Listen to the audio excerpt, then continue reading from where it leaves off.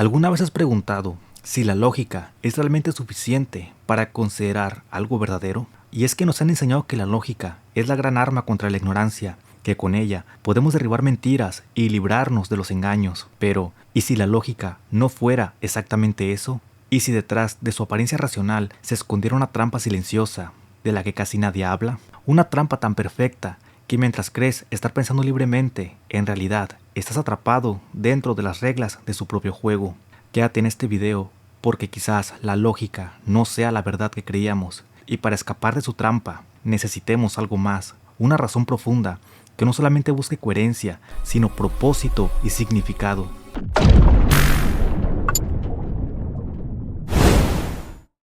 En los últimos tiempos, la lógica se ha vendido como sinónimo de verdad y de razón, y ese ha sido probablemente uno de los errores modernos quizás más graves, asumir que si algo es lógico, solo porque suena bien, entonces debe ser verdad. Es ahí donde la lógica se vuelve una trampa, porque ya no se busca comprender la realidad, sino solamente construir una coherencia que la reemplace. Hoy, basta con que algo suene bien, lógico, para que sea aceptado, aunque en el fondo no sea más que una ilusión bien estructurada. Por ejemplo, pedir pruebas para todo podría sonar lógico y se usa como argumento lógico constantemente. ¿Pero realmente es lógico pedir pruebas para todo y en todo contexto? ¿Acaso eso garantiza que lo real siempre pueda evidenciarse? ¿Significa que lo que no se pudo observar entonces deja de existir solo porque no lo podemos medir? Y es que la lógica, en esencia, es el estudio de las reglas válidas del pensamiento. Nos enseña cómo estructurar los argumentos para que sean coherentes y correctos. La premisa es la base y el punto de partida de un argumento. Por ejemplo, todos los hombres son mortales. Esa es la premisa. Sócrates es hombre. Por lo tanto, Sócrates es mortal. Concluye siguiendo la premisa original. Un razonamiento perfecto, una cadena impecable, lógica pura. Pero, ¿eso lo convierte en una verdad profunda o simplemente en un pensamiento bien construido? Y es que ahora veamos la otra cara de la moneda, pues se ha llegado a pensar que si algo es lógico, es suficiente para que sea verdadero, y no es así, porque el problema es que muchos han ignorado que la lógica por sí misma no busca la verdad, busca solamente la coherencia, no le interesa lo que es, sino lo que encaja. En este sentido podemos ver la lógica como un afinador de ideas, que al igual que un instrumento musical mantiene el sonido limpio, pero que un instrumento esté bien afinado no garantiza que la melodía sea tocada correctamente por el músico. Es lo mismo con el argumento, puede ser completamente lógico, afinado y aún así sostener una mentira. Por eso la lógica y la verdad no son lo mismo, pero sí son complementarias, al igual que un instrumento afinado junto con la habilidad técnica de un músico. Y aquí es donde aparece algo fascinante. Porque si lo analizamos bien, la lógica no solo explica la realidad, también puede y se usa para elaborar historias de fantasía. Y es que imagina un mundo donde los gatos vuelan. Si un gato no puede hacerlo, entonces ese gato será ilógico, ya que hasta en ese universo inventado la lógica sigue existiendo, solo que sigue premisas creadas dentro de su propia realidad. Así entendemos que la lógica no describe exclusivamente al mundo real nuestro, sino cualquier mundo. Basta que mantenga coherencia dentro de su propia narrativa interna. De esta forma puede sostener verdades o sueños, solamente necesita que las piezas encajen. Y es por eso que existe un riesgo aún mayor, la lógica puede engañarnos. Existen razonamientos que suenan lógicos, pero en realidad son falsos. Por ejemplo, imagina que alguien te ofrece una botella con un líquido amarillo de dudosa procedencia, y tú le preguntas, ¿qué es? Y te responde, el agua es líquida, por tanto, este líquido es agua. Suena lógico, pero no lo es. Eso es una falacia, una trampa del pensamiento, un argumento que respeta la forma, pero no la verdad. Y quizás lo más peligroso es que el ser humano confía más en lo que suena lógico que en lo que es verdadero. Y por el contrario, a veces lo que suena ilógico esconde una verdad profunda, como aquella frase de Sócrates, solo sé que no sé nada. A primera vista parece una contradicción. ¿Cómo puede alguien saber que no sabe? Pero si lo miramos más allá de la forma, descubrimos sabiduría, porque aceptar no saber es el primer paso hacia el conocimiento real. A veces lo ilógico es simplemente algo que aún no podemos comprender. Por eso la lógica puede guiarnos, pero también puede limitarnos, puede darnos orden, pero también puede encadenar nuestra mente dentro de sus propias reglas. Porque si solo dependemos de lo que suene bien, de lo que parezca lógico, caemos en la trampa de la lógica, y tal vez nunca descubramos una coherencia más allá de la que ya fue establecida. Por eso, es necesario expandir nuestra lógica para no quedar prisioneros de ella. comprender que una lógica no es una verdad absoluta, sino una herramienta capaz de impulsar la razón o de atraparnos en un razonamiento limitado. Porque cuando hablamos de nuestra realidad, las cosas se vuelven mucho más complejas. Y es que en la fantasía, la lógica depende solamente de un autor. Un solo creador decide las reglas y el mundo se adapta a ellas. Todo puede tener sentido mientras mantenga coherencia con su propia premisa. Pero en la realidad, nadie es el único autor. Aquí la lógica no pertenece a nadie, sino más bien a la observación compartida de muchos. Y por eso no existe una sola lógica capaz de describir todo. Lo que sí existen son formas de lógica, diseñadas dentro de distintos campos del saber para intentar comprender ciertos aspectos de la realidad.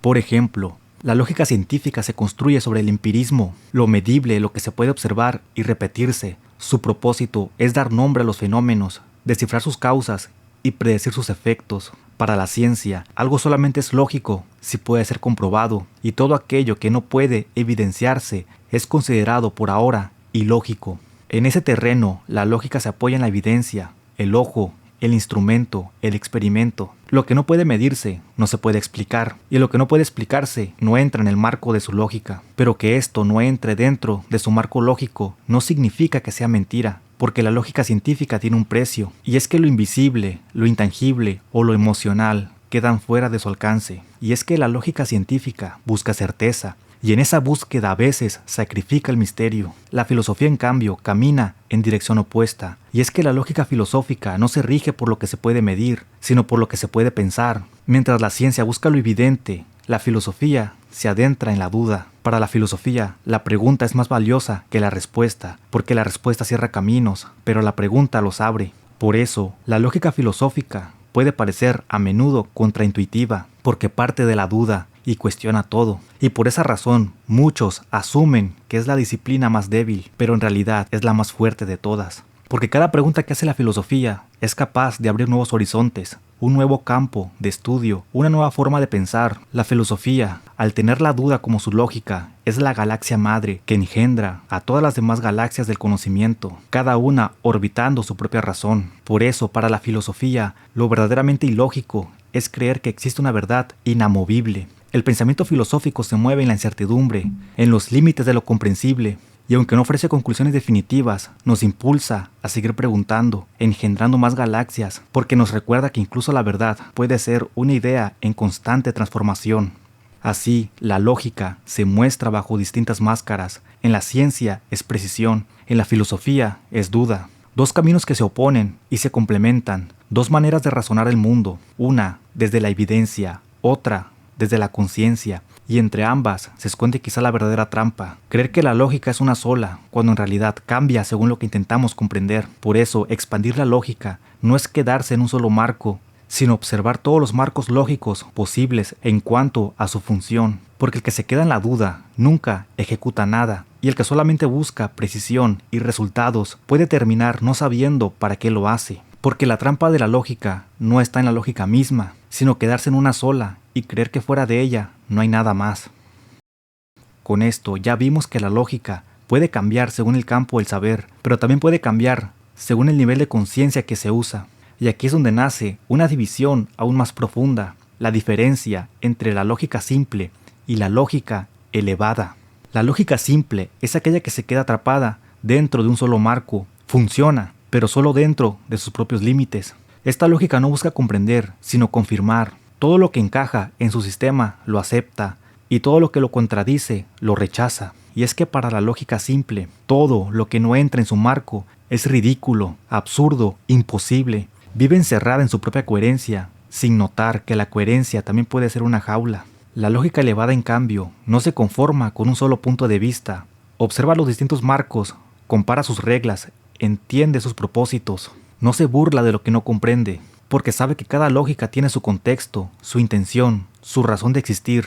La lógica elevada no busca tener razón, sino entender por qué cada razón existe. Donde la lógica simple dice, esto es absurdo, la lógica elevada responde, ¿desde qué marco lo ves? Por ejemplo, la fe y las creencias sobrenaturales pueden parecer ilógicas dentro del marco científico, pero su lógica cobra sentido cuando se ve como búsqueda de sentido existencial, orden, moral, dirección y trascendencia. Por eso la lógica simple clasifica, la lógica elevada conecta. Una cierra fronteras, la otra las expande. Y quizás solo cuando aprendemos a ver más allá de un solo marco, podemos empezar a pensar con verdadera claridad, porque la sabiduría no está en tener solamente una lógica perfecta, sino en reconocer que existen muchas formas de ser lógico, dependiendo de lo que la razón busca comprender. Por eso, la lógica simple es paradójicamente la más arrogante de todas, porque su propia ignorancia no le permite ver el resto de lógicas, y por ello se siente única, se siente correcta, solo porque no es capaz de ver más allá de lo que entiende. Por eso cree que la realidad termina donde terminan sus propios límites, y que todo lo que lo sobrepasa es absurdo o equivocado. La lógica elevada, en cambio, es humilde, sabe que no lo comprende todo, porque reconoce que existen muchas formas de razonar y que cada una de ellas puede ser válida dentro de lo que intenta comprender del mundo. La lógica elevada no presume de razón, porque su propósito no es imponer, sino comprender. Pero aquí ocurre algo irónico. La lógica simple, incapaz de ver más allá de sí misma, le exige a la lógica elevada que se adapte a su forma de pensar. Le exige a todas las lógicas que se traduzcan a su lenguaje, que todo se reduzca a su manera de entender las cosas. Y lo más curioso es que cuando la lógica elevada se niega a reducirse, cuando se mantiene libre y abierta, es la lógica simple la que se atreve a llamarla arrogante. Así de extraña es la naturaleza del pensamiento. La lógica más cerrada se cree superior y la más abierta reconoce sus límites. Pero quizás la verdadera sabiduría no está en quien alardea de tener la razón, sino en quien puede observar la variedad del razonamiento y que cada lógica explica una parte de esa realidad. Pero la razón por la que no todos pueden pasar de una lógica simple a una lógica elevada es mucho más profunda de lo que parece. No se trata solo de educación o inteligencia, sino de algo mucho más antiguo, un problema evolutivo, ya que la evolución nos prepara solo para sobrevivir, no para comprender la vida o el universo. Y es que a pesar de ser seres racionales, seguimos siendo criaturas biológicas, limitados por una evolución que aún nos ata a la supervivencia como prioridad. Nuestra mente, por más complejidad que trate de comprender, muchas veces no se adapta para procesar más información de la que exige el entorno cotidiano. Y es que piénsalo por un momento, en la vida diaria, no requerimos comprender la lógica científica, ni sumergirnos en la lógica filosófica. Y es que la mayoría de personas viven dentro de una lógica cotidiana, donde todo gira en torno a la mera supervivencia actual. Trabajar, conseguir dinero, tener un hogar y formar una familia. Esa es la lógica más común, y de hecho, es una lógica simple, porque evolutivamente ignora todo lo que no es necesario para sobrevivir. Pero también existe otro obstáculo, más molesto, uno que es mucho más psicológico y social: el fanatismo. Y es que el fanatismo quizás es el límite más problemático para elevar la lógica y profundizar la razón, ya que el fanatismo nace de una necesidad humana inherente, esa necesidad de cerrar el círculo, de encontrar una verdad definitiva que nos haga sentir que ya no hay nada más que buscar, y esa sensación es adictiva, porque da seguridad, porque aparentemente elimina la duda. Por eso el fanatismo puede habitar en cualquier parte, desde la religión, en un equipo de fútbol, hasta la política e incluso en la ciencia. Porque el fanatismo pretende cerrar dudas a través de grupos y comunidades que no solamente repiten respuestas, sino que también generan pertenencia y se alimentan de un enorme sesgo de confirmación. Solo ven lo que confirma lo que ya creen y desechan con ello lo que no entienden o lo que no encaja. La lógica elevada, en cambio, te hace ver varios campos al mismo tiempo. Y cuando ves demasiado, es más difícil pertenecer solamente a uno. Por eso, el que habita la lógica elevada rara vez encaja, no porque no quiera, sino porque ya no puede reducirse ni centrarse a un solo punto de vista. Y es por eso que es tan difícil alcanzar esa lógica, porque aunque es la que más observa, curiosamente también es la menos observada. Y se requiere valor para estar dispuesto a la soledad que causa comprender demasiado. Porque por el contrario, el fanatismo tiene algo, une, concentra y moldea una visión colectiva, pero el cuestionamiento, en cambio, abre nuevos campos y dispersa el interés. En este sentido, la razón es un acto, una habilidad viva que busca propósito y comprensión. Es el movimiento interior que nos impulsa a preguntar, conectar y entender, pero que por sí misma está perdida.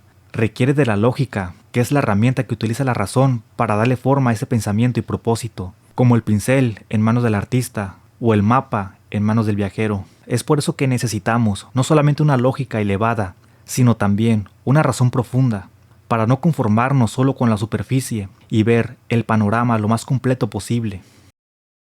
Por otra parte, en nuestra sociedad actual, La lógica que domina la vida cotidiana no solamente es simple, sino que en muchos casos ni siquiera está verdaderamente impulsada por la razón. Y es que detrás de los grandes discursos modernos sobre progreso, éxito o amor, se esconden instintos antiguos, heredados de una biología más primitiva. Tener pareja, reproducirse, conseguir alimento, competir por destacar. Hoy los llamamos constructos racionales, pero en realidad se tratan de los mismos impulsos que antes guiaban a nuestros antepasados en la selva. La razón solamente los decoró, pero jamás los superó. Y quizás es por esta razón que la sociedad celebra al instinto y margina la razón. Porque el hombre instintivo, el que alza la voz, el que impone su presencia como un animal dominante, suele recibir más respeto. En cambio, aquel que permanece en silencio, observando y pensando, aunque sea capaz de construir máquinas y avanzar civilizaciones, es subestimado e ignorado. Socialmente no se le admira al hombre por cuán sabio es, sino por cuán bestia parece, por cuántas mujeres conquista, por cuántos placeres persigue, por cuántos territorios logra dominar. Mientras que el sabio vive solo y muere solo, y si corre con suerte quizás años después de su muerte sea recordado. Y aunque esto a simple vista parezca como algo absurdo, injusto, también está siguiendo una lógica, la lógica de la supervivencia, y de hecho es esta lógica la que guía a la mayoría de nuestra sociedad, una lógica que está impulsada por el instinto. Pero esto no es del todo negativo, y es que hay que entender que el instinto responde a lo inmediato, ya que aunque vivamos en sociedades revestidas de estructuras racionales, el instinto sigue siendo el rey cuando se trata de sobrevivir. El instinto reacciona, la razón reflexiona. El primero actúa en una fracción de segundos, el segundo requiere tiempo para comprender. Y aunque la razón sea capaz de construir civilizaciones, desarrollar tecnologías, levantar ciudades, crear arte y descifrar el universo, ante un peligro inmediato, es el instinto quien aún toma el control. Y es que la biología no pregunta, responde, y mientras la razón duda, el instinto ya ha decidido. Y lo más curioso es que cuando se explica este dilema, cuando se dice que la mayoría aún es esclava de sus impulsos primitivos, la gente se ofende, porque el ser humano es el único animal que cree que no lo es. Porque aceptar lo contrario significaría derrumbar la ilusión de este narcisismo racional, esa idea tan encarnada en la psique humana, de que somos capaces de decidir y elegir nuestro propósito libremente, como si cada decisión proviniera de la razón pura y el instinto ya no existiera en nosotros. Pero en realidad, esa misma razón que tanto enaltecemos está profundamente influenciada por los instintos. Actúa aún bajo las leyes inconscientes de la naturaleza, respondiendo una y otra vez a los mismos impulsos primitivos que creíamos haber superado. Así, mientras un hombre cree estar eligiendo tener encuentros íntimos con mujeres porque se considera astuto, analítico o conquistador, en realidad está obedeciendo a un instinto primitivo de reproducción, regar su semilla, solo que ahora lo llama habilidad social. Y del mismo modo, una mujer que cree estar eligiendo al hombre con mayor estatus o estabilidad, pensando que busca visión, propósito o madurez, en el fondo solo está respondiendo a un impulso hipergámico, una simple herencia biológica que la lleva a buscar al mejor postor, al que puede ofrecer mayor seguridad y recursos, solamente que ahora lo llama elegir sabiamente. Ambos creen elegir desde la razón, pero en realidad sigue siendo la naturaleza eligiendo a través de ellos. Y eso no solamente destruye la idea del ser humano como un ser superior, sino que revela algo aún más inquietante, que nuestra capacidad de decidir es una libertad aún condicionada, una simple ilusión cuidadosamente delimitada aún por la naturaleza. Eso también ha traído paradojas evolutivas, donde los propósitos de la razón chocan con los deseos del instinto. Si lo vemos a nivel social, los avances tecnológicos, frutos de la razón, han terminado convertidos en símbolos de estatus y competencia por el instinto, un impulso guiado no por la reflexión, sino por el instinto primitivo de demostrar quién sobrevive mejor. Por eso, tener el último iPhone no se traduce solamente en funcionalidad, sino en supervivencia social, solamente porque puedes pagar lo que muchos no pueden, y la sociedad te aplaude. Eres exitoso, te dicen, eres un buen sobreviviente. Pero cuando sales de esa lógica instintiva y empiezas a hablar con razón profunda, no solamente sobre lo superficial, sino en lo profundo, conocer su procesador, su memoria o su cámara, ya no estás compitiendo por sobrevivir, sino por comprender, y ahí la sociedad te rechaza, te llama nerd, porque la lógica instintiva te permite ser admirado, pero solo dentro de lo que demuestra supervivencia, pero te margina si intentas ir más allá de esa supervivencia y competencia. Es como si te dijeran, está cool que tengas el último iPhone, pero es aburrido que sepas demasiado sobre él. Por esta razón, bajo la lógica instintiva, la sociedad tiende a valorar más lo práctico que lo profundo, porque lo práctico está ligada a la supervivencia inmediata, nos dice qué hacer ahora, mientras que la razón profunda, aunque tiene el poder de transformar el entorno y la comprensión, requiere tiempo, reflexión, y por eso suele quedar en segundo plano. Pero la historia humana demuestra algo curioso. Cada salto evolutivo comenzó siendo práctico, hasta que la razón profunda lo transformó en algo nuevo. Y es que los primeros homínidos usaban piedras, huesos o ramas como herramientas, las tomaban de la tierra, sin forma, sin concepto, solamente con la intención de sobrevivir. Fue con la llegada del Homo sapiens que apareció algo distinto. La práctica siguió, pero ahora acompañada de ideas y estrategias. Y es que ya no se trataba solamente de tallar una piedra, sino de imaginar su propósito en la casa, en el trabajo, en la vida. Así nació la Edad de Piedra. Luego vino la Edad del Cobre, donde surgieron herramientas y adornos más elaborados. Las piedras comenzaron a perder su dominio. Después, con la Edad de Bronce trajo consigo la rueda, las armas, los utensilios, y con la Edad del Hierro, las espadas, los arados y el dominio sobre la materia. Siglos más tarde llegó la era industrial, con las primeras máquinas locomotoras y fábricas. Y finalmente la era digital, donde las herramientas ya no son de piedra ni de metal, sino de silicio y código. Y ahora la mente humana intenta comprender su propio reflejo en la inteligencia artificial. Aquí el punto es claro, en cada época el conocimiento práctico permitió sobrevivir, pero fue el razonamiento profundo el que permitió trascender. El conocimiento práctico avanzó gracias a la razón profunda, y la razón profunda se materializa a través de lo práctico, porque si lo práctico nos enseña cómo sobrevivir hoy, la razón profunda nos revela cómo seguir viviendo mañana. Y sin embargo, este sesgo de devoción solamente hacia lo práctico ha estado presente en todas las épocas, incluso en la nuestra. Hoy, vivimos rodeados de tecnología que usamos a diario, pero que muy pocos comprenden realmente. Las personas saben utilizar sus dispositivos, pero ignoran cómo funcionan más allá de lo que necesitan saber. Y esta actitud no se limita únicamente a la persona común, incluso en la ciencia moderna. Muchos científicos han encarnado el método científico en su lógica, al punto de considerar el método absoluto y válido para todo. Así la ciencia que nació del cuestionamiento y la duda corre el riesgo de convertirse en una lógica simple, una práctica más que solamente busca resultados, pero no comprensión. Y lo más irónico es esto, las personas aman la tecnología, pero la mayoría no sabe cómo funciona su iPhone. Y muchos científicos aman la ciencia, pero no saben el porqué de sus métodos. Y es que cada uno se mueve dentro de los límites de su propia práctica y confunde la utilidad con la verdad. Y desde ahí se atreve a llamar aburrido o innecesario a todo aquello que escapa de esa lógica limitada. Para el razonamiento profundo, la lógica práctica no es una enemiga, sino una lógica más. No la considera absoluta, sino complementaria, dentro de un conjunto mayor de perspectivas. Por eso quien habita una lógica elevada no se aferra a una sola forma de pensar, ni tampoco la defiende como si fuera un equipo de fútbol. Por el contrario, observa todas las lógicas posibles y trata de comprender la función que cada una ejerce en la realidad. Por eso quien alcanza ese nivel de comprensión puede ver y conectar cosas que para quienes viven bajo lo simple resultan imposibles de concebir. Un gran ejemplo de esto fue Albert Einstein, quien transformó la física con su teoría de la relatividad y su comprensión de la curvatura del espacio-tiempo. Lo fascinante no fue solo su descubrimiento, sino cómo llegó a él, a través de experimentos mentales, como aquel en el que se preguntó, ¿qué ocurriría si pudiera montar un rayo de luz? Y es que Einstein no dependía de la práctica ni de la observación directa, y es que su mente habitaba una lógica elevada, capaz de ver más allá de lo evidente. Tan convencido estaba de sus ideas que incluso antes de probar su teoría y recibir el premio Nobel, ya había prometido a su ex esposa el dinero del galardón, que ni siquiera había ganado aún. ¿Cómo lo sabía? No fue magia, fue su visión ampliada, porque el que habita una lógica elevada puede percibir variables que ni siquiera existen para una lógica simple. Es como ser el testigo de un crimen directo, que vio todo con sus propios ojos. No requiere pruebas para creer, porque ya fue testigo del hecho.